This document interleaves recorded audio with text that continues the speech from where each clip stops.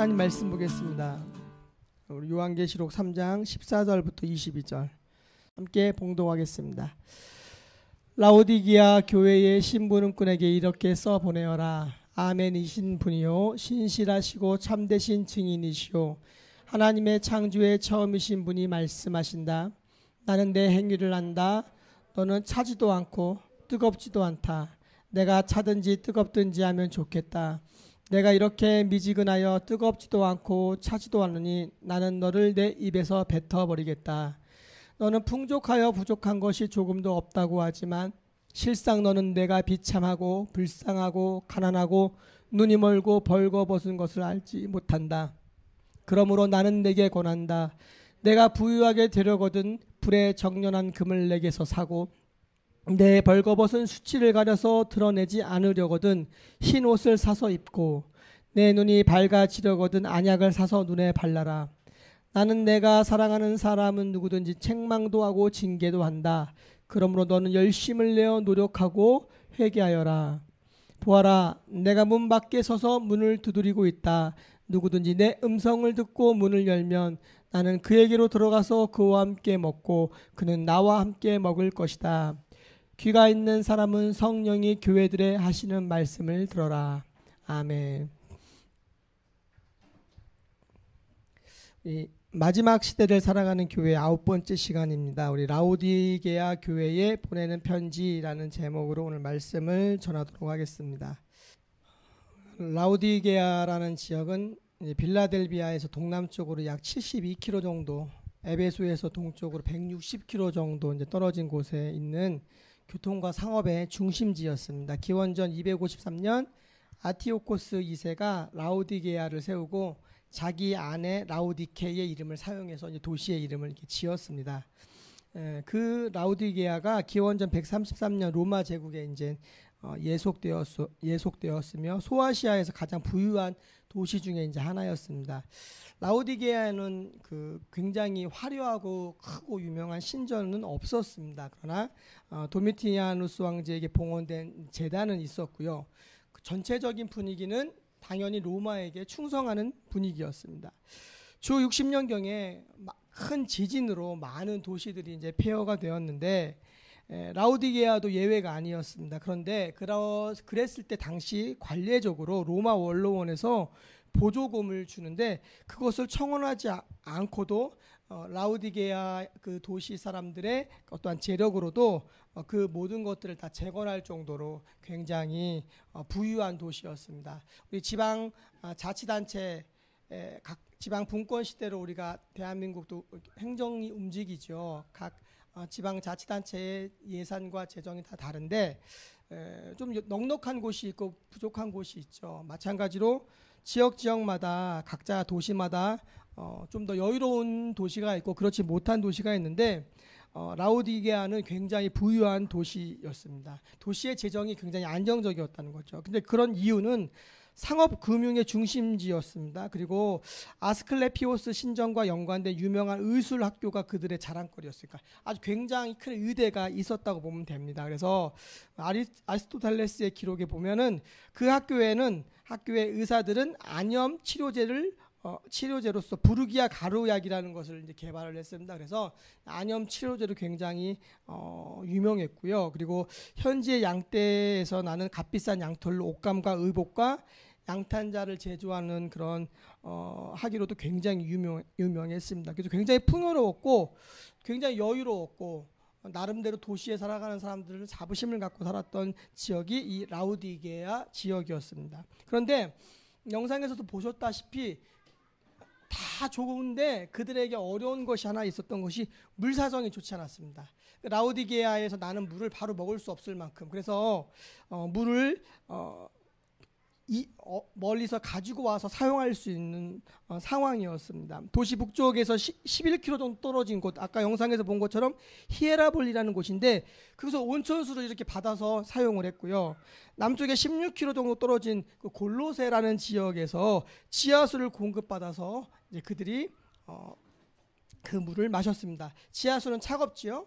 차가운 물이 오다 보면 미지근해지고 따뜻한 물이 오다 보면 또 그것도 식어서 미지근해지고 이들의 환경이 그래서인지 모르겠지만 라오디게아 교회를 향하여서 주님께서 항상 미온적이었다라고 질책을 하십니다.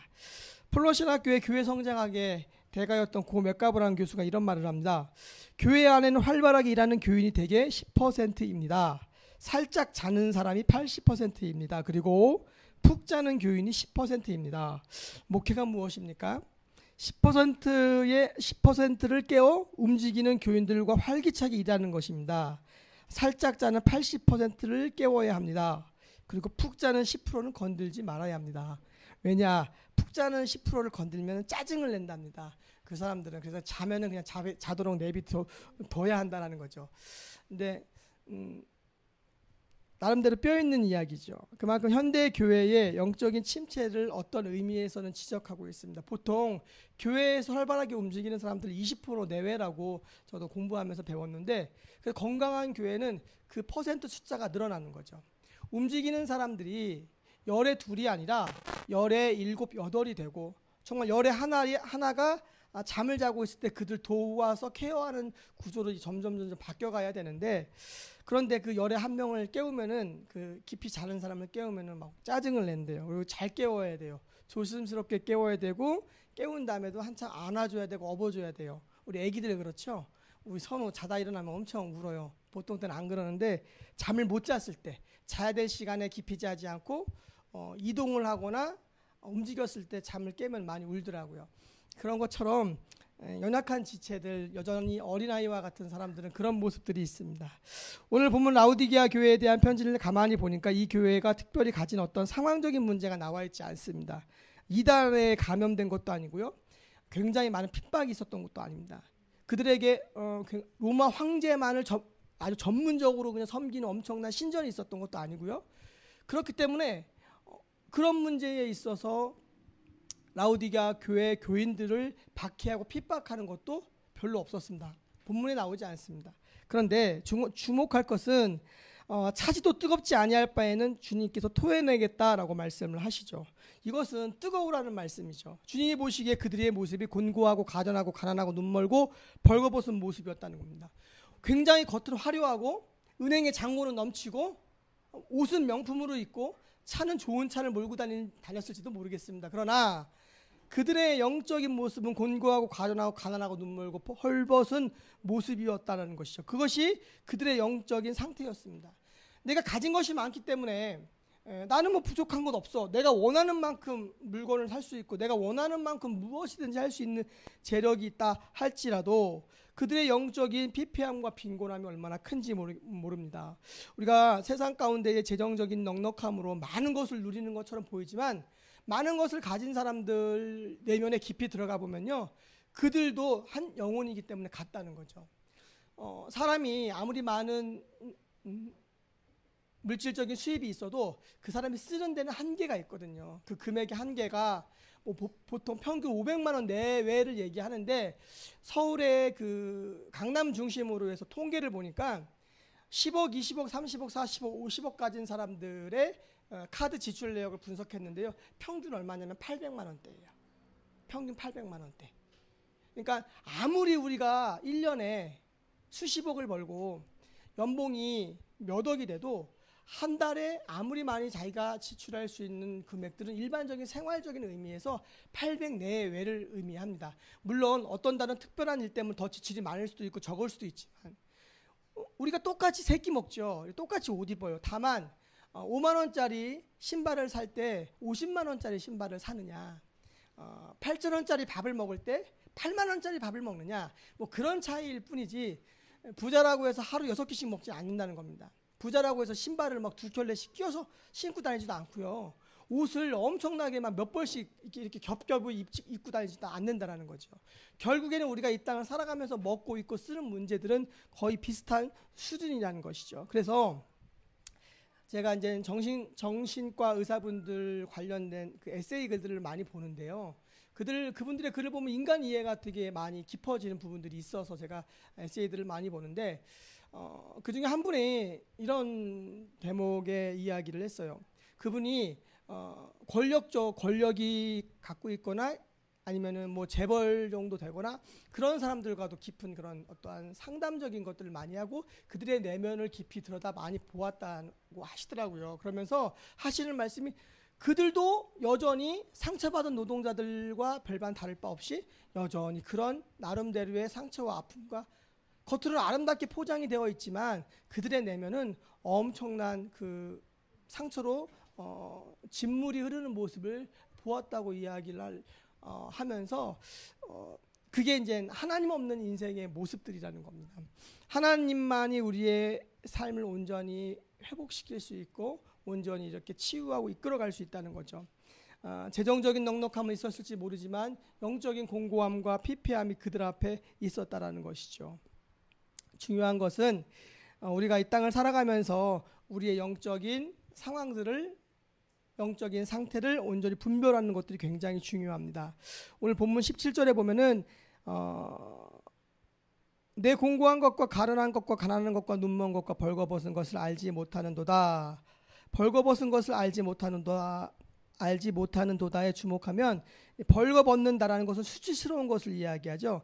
다른 사람들은 다 보고 있는데 자신들만 모르는 거죠. 그러니까 내가 벌거벗고 있는데 그것을 자신은 모르는 거예요. 근데 그것을 볼 수 있는 눈이 있는 분들은 그것을 보고 그리고 그것을 우리 주님께서는 더 정확하게 명확하게 본다라는 것이죠. 눈에 보이는 육신적인 부유함이 아니라 예수님께서 그들에게 권면하는 것은 육신적인 부유함이 아니라 불로 연단하여 얻어진 금과 같은 순결함이 그들에게 있어야 된다고 말씀합니다. 욥기 23장 10절에 내가 가는 길을 그가 아시나니 그가 나를 단련하신 후에는 내가 순금같이, 옛날 개역 한글 번역에는 정금같이 나온다고 표현이 되어 있는데 우리가 14K가 아니고요 24K 순금의 가치가 다르잖아요. 많이 불 속에 들어갔다 나오면서 그 금의 순도가 높아지듯이 우리의 삶에 수많은 고난과 어려움이 있는데 그것을 이기고 적극적인 훈련의 장소 안에 훈련의 삶의 자리에 광야에 우리가 서 있을 수 있지만 그것을 우리가 넘어지고 쓰러지고 좌절하는 공간으로 우리가 반응하지 않고 그것을 훈련의 장으로 반응하면 그 가운데서 내가 금이 되어진다는 겁니다. 본문 18절은 말합니다. 불로 연단한 금을 사서 부유하게 하고 그리스도에게 금을 산다라는 것은 그리스도의 말씀을 진실되게 끝까지 붙잡고 살아가라고 하는 그런 의미들이 담겨져 있다는 것이죠. 그러니까 세상적인 부유함이 아니라 정말로 하나님의 약속의 말씀을 온전히 붙들고 내가 순금이 되어서 살아가는 아름다운 믿음의 소유자가 되라는 의미를 담고 있습니다. 그것이 얼마나 큰 축복인지 우리가 깨달아야 한다는 거죠. 세상에 고난이 없는 사람이 없습니다. 고통이 없는 사람이 없습니다. 길 가는 사람 붙잡고 물어보십시오. 문제 없는 가정 있나? 아무리 많은 재물을 갖고 있어도 아무리 화려한 일들을 하고 높은 권력을 갖고 있어도 얼마나 많은 고민과 문제가 있겠습니까? 만약에 그들이 문제가 없다면 왜 정치 지도자들이 자살을 하며 왜 수백억의 자산을 갖고 있는 인류 연예인들이 자살을 하고 대기업 총수가 자살하고 그런 극단적인 선택들을 하는 것을 보면서 인간의 내면의 그 한계의 모습들은 결국에는 같다라는 것이죠. 우리가 재벌이 되지 못했고 우리가 권력 있는 자리에 가보지 못했고 몇백억의 자산을 가져보지는 못했지만 그들의 그 내면 안에 있는 그 아픔의 한계들이 어떤 건지 아주 조금은 느낄 수 있습니다. 우리가 겪는 것과 별반 다르지 않아요. 100만 원이 부족해서 어려운 것처럼 그들은 나름대로의 또 큰 어려움들이 있어요. 먹고 사는 걱정은 없을 수 있겠지만 문재인 대통령 얼마나 머리가 아프겠습니까? 엄청 머리 아플 거예요. 어떠한 지도자로서의 자리에 앉아 있는다는 것은 굉장히 많은 고민과 어려움과 답답함이 있는 겁니다. 주님께서 그들에게 또한 말씀하십니다. 흰옷을 사서 입어 벌거벗은 수치를 보이지 않게 하고, 벌거벗은 수치를 보이는 것은 우상숭배에 대한 하나님의 심판을 의미합니다. 반면 흰옷은 정결함을 상징하는 것이고 동시에 영광을 의미합니다. 그래서 계시록에는 흰옷은 어린 양의 피로 깨끗하게 씻겨 얻게 된 우리의 의로움을 이야기하는 것이고요. 하나님의 나라에서 누릴 영광을 상징해요. 그래서 계시록에서 항상 계시록을 읽을 때마다 흰옷에 대한 이야기가 나올 때 그렇게 의미를 담고 해석을 하면 맞고요. 라오디게아 교회에게 우상 숭배를 버리고 예수님의 피를 의지하여서 은혜의 의를 입어 그들의 삶 가운데 정결함을 더하라고 주님께서 말씀하고 계시죠. 그리고 마지막으로 안약을 사서 눈에 발라보게 하라라고 말씀합니다. 이 지역에 아주 꽤 이름이 있는 의과대학이 있다고 했잖아요. 거기서 개발하는 아주 안약이 특효 안약이라 우리 예전에 이름만 대면은 알았던 아주 있어요. 제가 너무 나이가 들어 보여서 말하기가 그렇죠. 아무개 땡땡땡 고약 뭐 이런 거 있거든요. 그런 거는 고약을 아시는 분들은 연식이 좀 되신 분들이에요. 그래서 그 고약은 굉장히 유명하죠. 그런 것처럼 라우디게아 안약은 굉장히 그 지역과 그 인근 도시에서 굉장히 아주 명품의 좋은 약이었습니다. 그런데 주님께서 그들을 향하여 안약을 사서 눈에 발라 보게 하라고 하신 것은 그들이 그런 좋은 안약으로 눈병을 고칠 수 있을지 모르겠지만 그들이 영적인 눈이 잘못되어서 온전한 것을 보지 못한다는 거죠. 보긴 보나 실상은 보지 못하는 맹인과 크게 다를 바 없는 것이 그들의 모습이라는 거죠. 여러분, 우리 신앙이 건강한 것은 영적 분별력에 있습니다. 내가 영적으로 어떤 것을 바르게 분별하고 반응하느냐가 그 사람의 신앙이 건강하냐, 건강하지 못하고 병들어 있느냐, 그것을 판단할 수 있는 굉장히 중요한 기준이 될 수 있다는 거죠. 그래서 우리가 자꾸만 신앙이 병들고 영적으로 어두워지면 분별력을 잃게 되고요, 온전히 판단을 하는 능력들이 사라지게 된다는 거죠. 그래서 이런 라오디게아 교인들을 향하여서 우리 주님께서 그들 가운데에 이제 처방전을 내리시는데 19절에 보면 내가 사랑하는 자를 책망하며 징계한다라고 말씀하시죠. 징계한다라는 단어는 파이디오라는 헬라어 단어로서 훈련한다라는 의미예요. 파이디오, 파이디온 선교회라고 들어보셨을 거예요. 같은 단어에서 파생된 건데 어린이 선교회라는 뜻이에요. 파이디온 선교회가. 그래서 그 파이디온은 훈련시킨다는 의미예요. 우리 어린아이가 점점 이렇게 성장해 갈 때 바르게 성장해 갈 수 있도록 부모가 훈육을 하잖아요. 요즘에는 뭐 체벌을 조심스럽지만 체벌도 할 수 있고 단호하게 말할 수도 있고 당근과 채찍을 주면서 아이들을 양육한단 말이에요. 우리 선우가 3살 넘으면서 엄청나게 이제 드세지기 시작하고 드러눕기 시작하고 그래요. 엄마가 있을 때는 말을 잘 듣다가 아빠가 들어가면은 갑자기 애가 달라져요. 나는 내가 무서운 아빠라고 생각했는데 만만한 아빠였던 걸 이번 주에 깨달았습니다. 그래서 내가 만만한 아빠였구나. 내가 얘 어떻게 이 만만함을 내가 극복을 하고 얘한테 권위를 좀 세울까 요즘에 고민 중에 있습니다. 제가 만만한 아빠였어요. 근데 제가 빗으로 요만한 애기 인형 빗 같은 걸로 발바닥을 톡 때리면서 말을 안 들어갖고선 2대를 때렸더니 말을 듣는데 우리 큰딸 지우가 이따만한 자기 머리 빗는 빗을 들고 오더니 아빠 이걸로 좀 때리면 좀 많이 아플까요?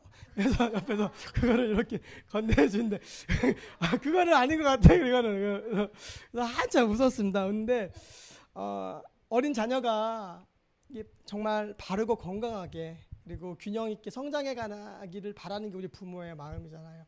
주님의 마음도 동일한 마음이라는 거죠. 그래서 우리 가운데에 이 영혼이 병들어 있으면 하나님 우리 가운데 내리는 처방전이 위로해 주시고 응답해 주시기도 하지만 우리를 때때로는 불 속에 집어넣으셔서 우리 안에 있는 불순물들을 걷어내시는 그런 고난의 훈련의 장에 우리를 내어 두시기도 한다는 거죠. 그래서 징계한다라는 단어는 훈련한다는 단어인데 뜻인데 훈련한다는 단어는 제가 존경하는 박영선 목사님 항상 그 말씀하세요. 자식 만들기라는 뜻이죠.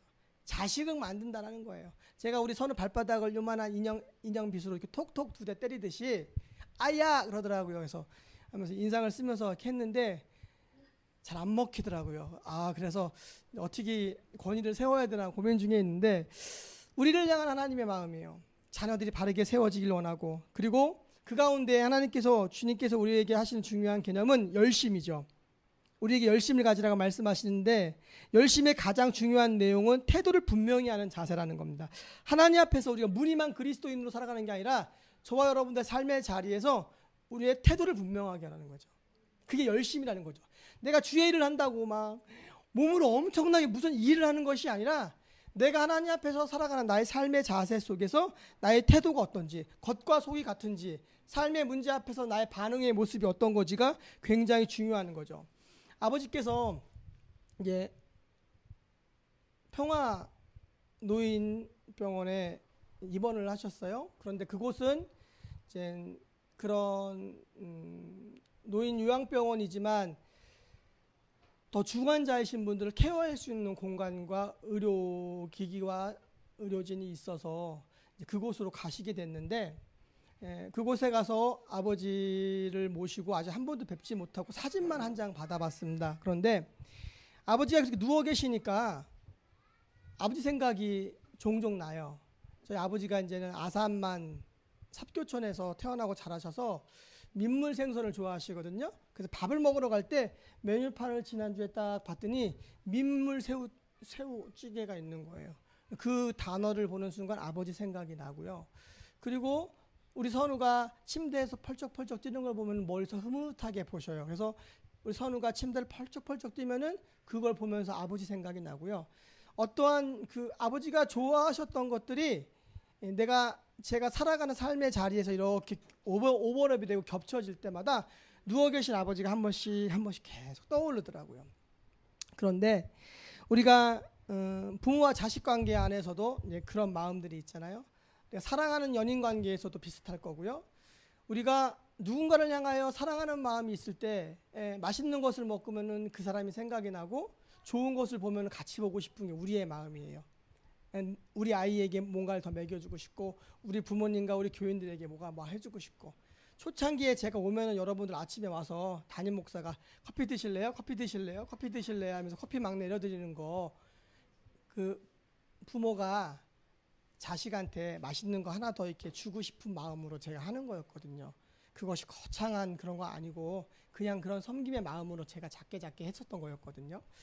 그런 마음이에요. 그런 마음인데 사랑하는 아버지가 그렇게 계시니까 문득문득 그분을 향하여 제 마음과 생각과 시선이 글로 계속 향하는 것을 봅니다. 하나님에게도 그런 마음이었으면 합니다. 하나님께 우리가 인생을 살아가면서 어떠한 상황 속에서 그분을 바라보는 마음, 그분을 생각하는 마음, 그분의 마음의 중심, 환경과 형편을 보면서 자꾸 오해하는 게 아니라 그분의 원래의 그 마음을 다시 한번 우리가 다시 한번 생각해보고 그분에게 앞에 나아가 묻고 구하는 그런 과정들이 굉장히 중요하다는 것이죠. 그것이 열심이라는 거예요. 그것이 하나님 앞에 온전히 우리의 삶을 드리고 시선을 드리는 분명한 우리의 자세라는 겁니다. 이 모든 권면을 마무리하면서 예수님께서 20절에 볼지어다라는 구절로 주의를 집중시키시면서 말씀을 하십니다. 볼지어다 내가 문 밖에 서서 두드리노니 누구든지 내 음성을 듣고 문을 열면 내가 그에게 들어가 그와 더불어 먹고 그는 나와 더불어 먹으리라. 굉장히 유명한 말씀이죠. 이 말씀이 예수 그리스도를 모르는 자가 복음을 듣고 당신 마음 문을 열어야 돼, 예수님을 영접해야 하는데 이런 데 많이 쓰는 말씀인데 사실 이 문맥을 보면 그 말씀이 아니에요. 불신자에게 증거되어지는 말씀이 아니라 라오디게아 교인들을 향하여 주시는 주님의 말씀이라는 거죠. 그러면서 이것은 주님을 모르는 자들에게 주님이 말씀하시는 초청장이 아니라 열심을 내고 회개하라고 이야기하는 독촉장이에요. 다르죠, 느낌이. 이미 시작된 예수 그리스도와의 관계를 점검하고 새롭게 하라는데, 그리고 열심을 내고 회개하라고 하시는 주님의 독촉장적인 말씀이라는 것입니다. 신부의 방문을 두드리는 신랑의 모습과 주인이 돌아오기를 기다리는 종의 모습, 그 두 가지의 모습들이 담겨져 있지요. 그래서 주인이 돌아왔을 때 종들은 그 자리에 앉아서 함께 먹고 오히려 주인이 종을 섬기는 그런 놀라운 일들이 이 마지막 재림 때에 있을 것이라는 것이죠. 고대 근동의 풍습을 보면은 음식을 함께 먹는 것은 함께 삶을 나누고 인격적인 교제를 의미합니다. 그래서 문을 열라는 초청은 너희가 지금 세상적인 우상들을 버리라는 거죠. 불신자인 너희가 예수 만나 거듭나라는 메시지가 아니라 너희가 주님 안에서 사는 그리스도인이고 하나님의 자녀라고 하는데 너희 마음 안에 있는 우선순위와 우상들을 버리고 다시 한번 주님 앞에 돌아와라. 열심을 내라, 회개하라 라는 말씀이 계시록 3장 20절의 말씀이라는 겁니다. 더불어 먹고 마신다라는 것은 결국에 예수님의 재림 때에 일어날 일이지만 그것이 오늘날 우리에게 현재적으로도 사용됩니다. 왜냐하면 하나님의 나라는 이미와 아직 사이에 있다고 합니다. 이미 왔고요, 아직 안 왔고요. 완성될 그 하나님의 나라가 우리는 도래할 것을 기대하고 가지만 오늘 예수님을 구주로 고백하는 저와 여러분들의 마음에는 이미 그분의 나라는 임했기 때문에 예수께서 성령으로 우리 가운데 함께 하시기 때문에 성령 하나님과 교제하면서 더불어 먹고 마시면서 살아가는 삶을 우리는 살아가고 있다는 겁니다. 여러분, 처음 본 사람도요, 예수님 믿는 사람들이 만나서 자신의 삶 가운데 주님 만난 이야기 나누면 공통점들이 막 나오게 되거든요. 왜? 성령이 한 분이시기 때문에, 우리는 모두 다 연약한 죄인이기 때문에 만나주시고 그리고 터치해주고 이끌어가시는 그런 지점들이 굉장히 유사하고 비슷해요. 제가 어저께 동영상 하나 보시라고 저녁 늦게 카톡으로 보내드렸습니다. 꼭 한 번씩 보시면 좋겠습니다. 제가 어제 설교 준비 끝내고 영상을 우연히 보면서 엄청나게 많이 울었습니다. 왜냐하면 그분과 저는, 그 목사님과 저는 완전히 다른 상황인데 그분이 느끼는 그 감정이 뭔지 제가 알겠더라고요. 그 어린 소년이 얼마나 그 시력을 잃고 장애인 동생을 케어하면서 알코올 중독자인 아버지와 도망간 어머니 사이를 방황하면서 살았던 그 어린 소년의, 청소년의 마음 앞에 그가 드렸던 어떠한 탄식 소리와 기도 앞에 또 다른 저의 모습을 보았습니다. 너무 많이 울었어요. 그래서 찬송가 288장을 정한 건 아니에요. 원래 288장이 옛날에 204장이었는데 제가 굉장히 좋아하는 찬송가였고요. 제가 20살 때 너무 이렇게 절망적인 순간에 교회 청년부 지하실에서 한참을 기도하면서 주님 날 향한 사랑을 보여달라고 울며 불며 기도할 때 주셨던 찬송이었거든요. 그때 주님을 다시 한번 만났어요. 그 세상 어딘가에도 그 문제와 환경과 절망과 아픔은 다 없어지고 주님과 나만 둘이 있는 그런 경험을 했거든요. 제가 목사로 살면서 얼마나 많은 시간 주님 앞에 기도했겠습니까? 그런데 그날의 그 기도드렸던 기도의 내용과 장면과 감정이 지금도 떠나지 않아요. 하물며 하나님 앞에서는 어떤가? 하나님께서는 우리가 그분 앞에 드렸던 수많은 기도와 신앙의 고백들을 얼마나 많이 기억하고 계시겠습니까? 사랑하는 여러분, 우리가 주님이 당장 지금 오시지 않지만 이미 그분의 심판과 그분이 말씀하시는 모든 것들은 이루어지는 과정 속에 우리 가운데 있고요. 그리고 신실한 믿음의 싸움을 싸우는 많은 하나님의 사람들에게 내 보좌에 함께 앉게 해주겠다라고 약속을 하십니다. 그러면서 우리가 정말로 마지막 날에 예수 그리스도를 기다리며 그분이 이 땅에 재림하셨을 때에 우리가 그분의 보좌에 함께 앉는 그런 놀라운 영광을 우리 가운데 더하신다라는 말씀을 주고 계십니다. 신랑이신 예수 그리스도를 기다리는 우리의 마음이 어떠해야 할까요? 남편과 아내가 기러기 부부로 살아가는 가정들이 굉장히 많은데 부부가 서로에게 원하는 것이 무엇입니까? 정절이죠. 바람피지 않는 거죠. 나 너 사랑해, 너 나 사랑해. 우리를 향한 사랑을 지키면서 그 관계를 떨어져 있어도 지켜가고 만날 때 다시 그 관계를 확인하는 거죠. 그런데 그것을 위하여서 우리가 열심을 내라는 거죠. 분명한 태도를 향하여서 온전히 한 사람에게 우리의 마음을 드리길 원한다는 겁니다. 그런데 예수 그리스도를 믿고 살아가는 우리 모두가 신랑과 신부의 관계 안에서 우리가 비유하시는 말씀들이 많죠. 호세아의 말씀도 대표적인 말씀이기도 하고요. 그래서 저와 여러분들이 우리 안에 우상숭배를 하는 것들, 우리 안에 주님을 우상숭배처럼 흔드는 행위들조차도 결국에는 우리가 세상에서 내가 사랑하는 가정을 깨트리고 세상에 나아가서 나 욕망과 나의 마음대로 바람을 피고 다른 사람에게 마음을 나누고 사랑을 나누는 행위, 모든 것들과 비유적으로 동일하다는 겁니다.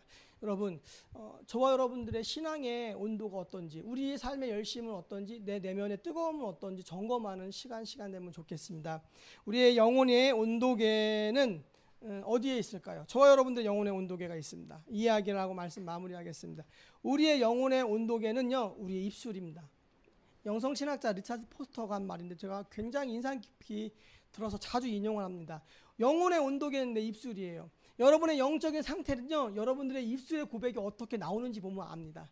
내가 지금 36.5도인지 39도에서 40도에 육박하는지 아니면은 저체온증으로 34도로 떨어져 가고 있는지, 내 입술에서 감사와 찬양의 고백이 있는지 아니면 원망과 저주와 탄식의 고백이 있는지만 들으면 자신의 영적인 상태를 우리가 분명히 분별할 수가 있다는 것이죠. 여러분, 우리가 이 세상을 살아갑니다. 세상은 육신의 정욕, 안목의 정욕, 이색의 자락으로 가득하죠. 그것이 전부인 것을 이야기하면서 세상은 우리 가운데 이야기하지만, 그러나 하나님 살아계십니다. 우리가 그분을 믿음으로 그분의 영광을 볼 때 우리가 이 세상을 살아가는 삶의 자리의 모습에서 정말 뜨거움으로 그리고 열심으로 하나님 앞에 온전한 분별력을 갖고 영향력 있는 그리스도인으로 살아갈 수 있습니다. 그렇게 영향력 있는 그리스도인, 분별력 있는 그리스도인, 그리고 열심 있는 그리스도인으로 살아가는 저와 여러분들 되길 원합니다. 우리 이 시간 함께 찬양 드리겠습니다.